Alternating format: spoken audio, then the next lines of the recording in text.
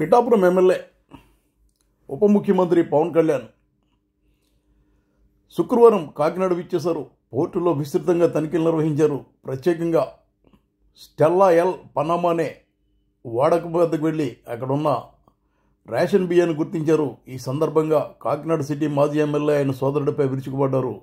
అధికారులపై ఆగ్రహం వ్యక్తం చేశారు.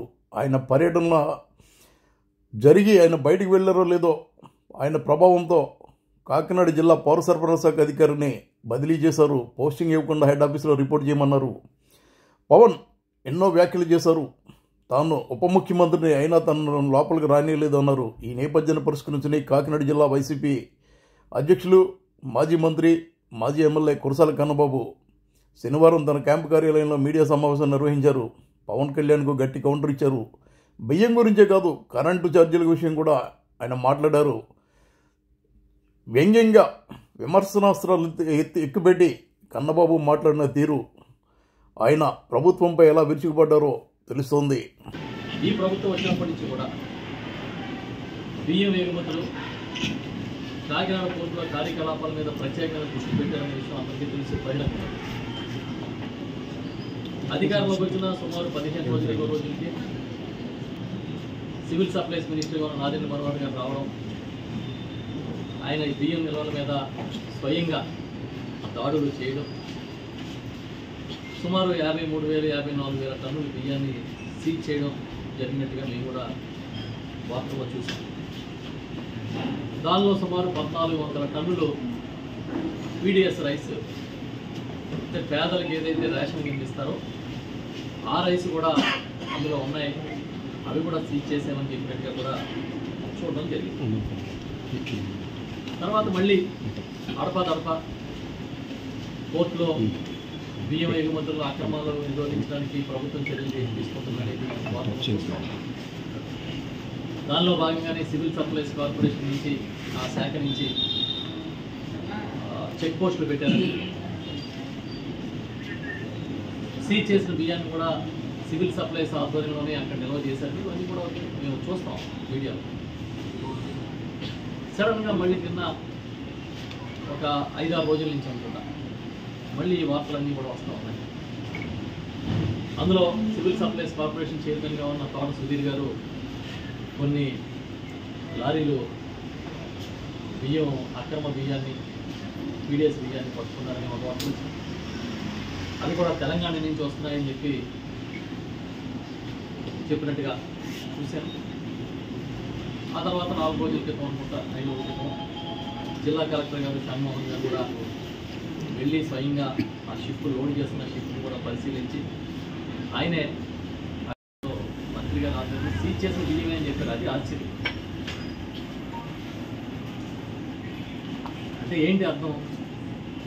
సివిల్ సప్లైస్ కార్పొరేషన్ అంటే రాష్ట్ర ప్రభుత్వం స్వాధీనం చేసుకున్న బియ్యాన్ని మళ్ళీ విడుదల చేస్తే మళ్ళీ అదే బియ్యాన్ని విదేశాలకు ఎగుమతి చేసే అవకాశాన్ని కూడా ప్రభుత్వం కల్పించేందుకు మార్గాలను ఇచ్చింది అని కదా అర్థం. అంటే మెయిన్ ఇక్కడ మీరు అర్థం చేసుకోవాల్సింది ఏంటంటే, మన అందరం కూడా సీజ్ చేసిన బియ్యాన్ని బ్యాంక్ గ్యారంటీ ఇచ్చి రిలీజ్ చేసుకున్నారు అంటున్నారు. అంటే అర్థం ఏంటి? బ్యాంక్ గ్యారంటీ ఇచ్చి రిలీజ్ చేయడం అంటే ఒక నేరస్తుడు, ఒక అభియోగం ఉన్న వ్యక్తితో బెయిల్ ఇవ్వడం అంటే, ఒక నేరస్తుడిని లేదంటే ఒక నేరారోపణ ఉన్న వ్యక్తికి బెయిల్ ఇస్తే ఏం చెప్తారు?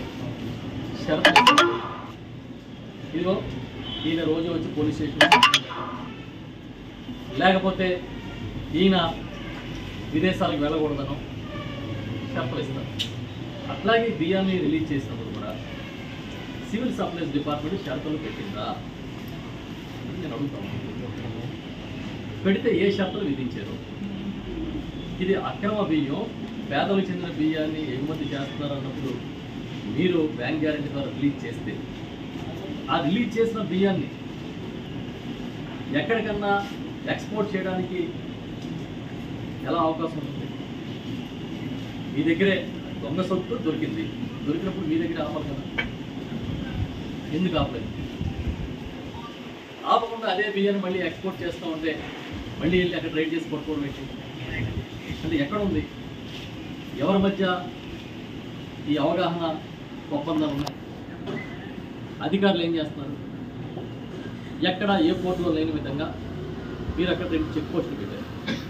ఈ 2 చెక్ పోస్టులు కూడా సివిల్ సప్లైస్ డిపార్ట్మెంటే పెట్టింది. మరి ఈ చెక్ పోస్టులు దాటుకున్న బియ్యం మళ్ళీ లోపలికి ఎలా వెళ్ళింది?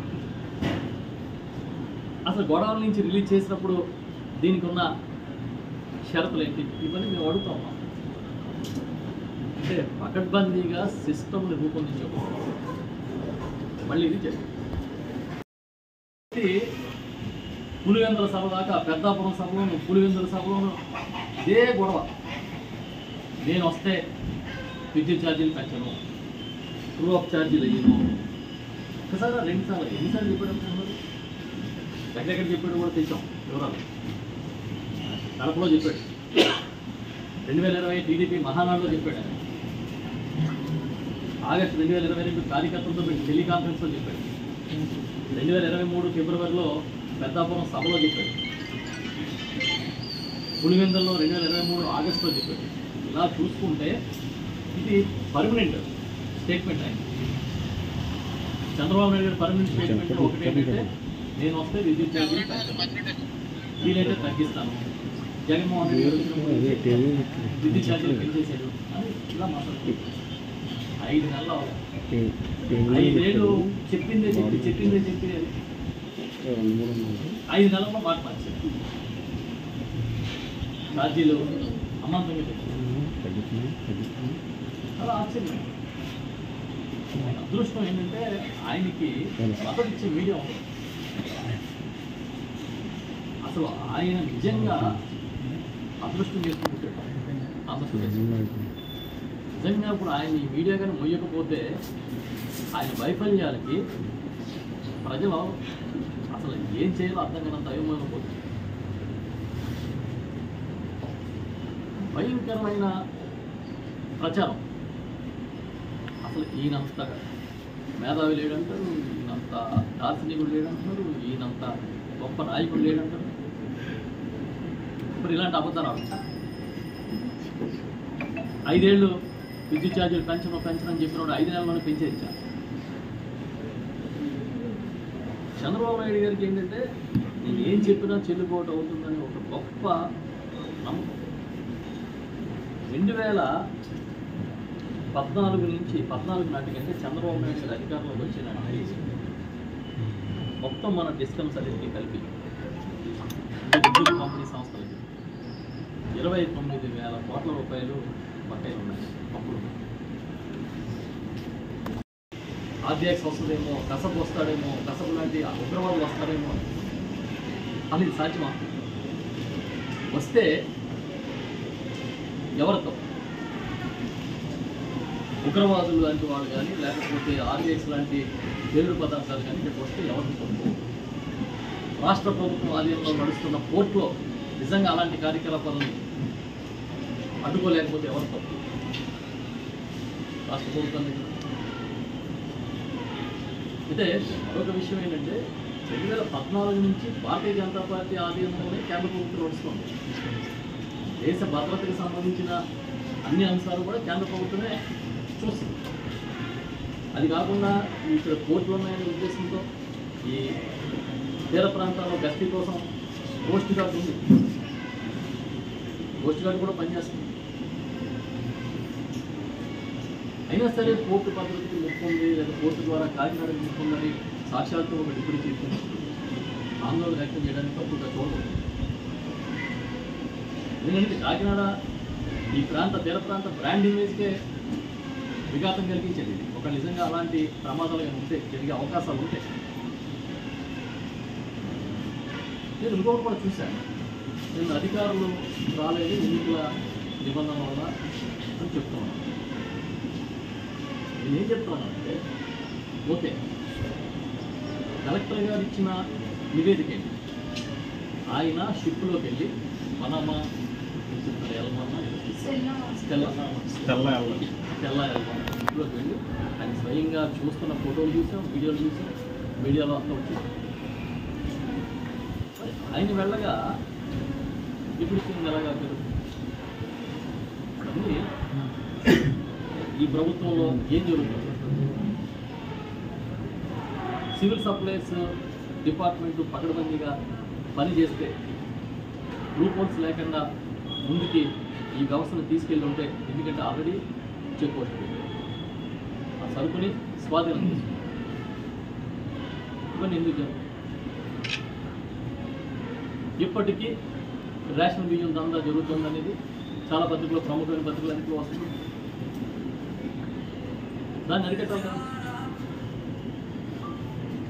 కేవలం ఏదో గత ప్రభుత్వంలో ఏదో జరిగినట్టుగా ఒక అపోహల్ని క్రియేట్ చేయడం కాదు. ఇవాళ జరిగింది వాస్తవం. ఇవాళ అక్రమ బియ్యాన్ని, అక్రమ రవాణాని సాక్షాత్తు అడ్డుకున్న మాట వాస్తవం. ఈరోజు అక్కడ చెక్ పోస్ట్ లాంటివి పెట్టి వ్యవస్థల్ని చాలా స్ట్రెంగ్థన్ చేశామనే మాట వాస్తవం. అయినా సరే కొత్త బియ్యం రాలే, ప్రభుత్వం దగ్గర ఉన్న బియ్యాన్ని మళ్ళీ షిప్కి ఇచ్చారు. ఇది అందులో మనం అర్థం చేసుకోవాలి. ప్రభుత్వం దగ్గర ఉన్న బియ్యాన్ని షిప్కి ఇచ్చారు. సో దీన్ని బట్టి మనం అర్థం చేసుకోవాల్సింది ఏంటంటే, సిస్టంలో ఉన్న లోపాలని సరిచేయడానికి రాష్ట్ర ప్రభుత్వం తక్షణమే చర్యలు తీసుకోవాలి. నాకు తెలిసి కాకినాడ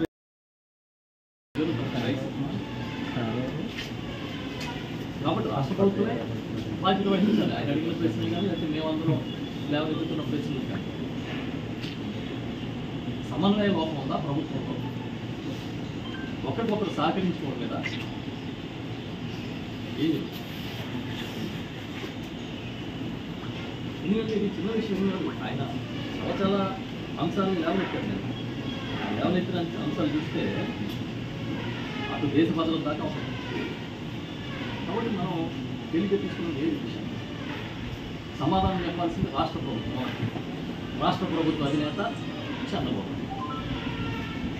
ఎందుకంటే డిప్యూటీ సీఎం గారు లేవనెత్తిన ప్రశ్నలకు సమాధానం చెప్పాల్సిన పైన నాయకుడు ఎక్కడ మరి ఎవరు చెప్తారు సమాధానం? నిజంగా కాకినాడ పోర్టు అంత అభద్రతతో ఉంటే, కాకినాడ పోర్టుకి కానీ అరాచక శక్తులు వచ్చే అవకాశాలే ఉంటే కేంద్ర రాష్ట్ర ప్రభుత్వాలు బాధ్యత. కాబట్టి దీన్ని తేలిగ్గా ఏదో మనం మామూలుగా మాట్లాడేస్తాననేది కుదరదు. సీజ్ ద షిప్ అని ఆయన అన్నది కూడా చూసాను. సీజ్ అయిన లేదైతే నాకు తెలియదు. ఇంకా విదేశాల నుంచి వచ్చి పంపారు, రూల్స్ ఎలా ఉన్నాయో చూడాలి. 2 రోజుల్లో వీడియోలో వస్తుంది కాబట్టి మాకు అర్థం అవుతుంది. ఎందుకంటే మీరు ఏదైనా ఇన్ఫర్మేషన్ కోసం ట్రై చేద్దామన్నా పాపం ఆఫీసర్లు బ్లాక్ లిస్ట్ అయిపోతారని ఏ ఆఫీసర్కి మనం ఫోన్ చేయట్లేదు ఇన్ఫర్మేషన్ కోసం. వాళ్ళు వైఎస్ఆర్ ముద్రేస్తారు అధికారులు. పొరపాటున ఏదైనా అధికారికి ఫోన్ చేసి సార్ ధాన్యం కొంటున్నారా లేదా అని అడుగుదామంటే కూడా ఫోన్ ఎత్తట్లే. ఎందుకు అంత భయభ్రాంతులు అయిపోతున్నారు అధికారులు మాకు అర్థం కావాలి. కాబట్టి మేము మీడియా ద్వారా తెలుసుకున్న విషయాలే మాట్లాడుతున్నాం. ఇల్లు కూడా ఇదంతా నేను జరిగిన ఆ సంఘటన, అక్కడ జరిగిన ఇష్యూస్ అన్ని కూడా చాలాసేపు మీడియాలోనే చూసాను. మేము అందరం సివిల్ సప్లైస్ డిపార్ట్మెంట్ కూడా నిన్న జరిగిన మొత్తం వ్యవహారాన్ని చూస్తే బ్యాక్గ్రౌండ్లో చాలా పటిష్టం అవ్వాల్సిన బాధ్యత ఉంది అని మాత్రం అర్థం చేసుకోవాల్సిన అవసరం ఉంది.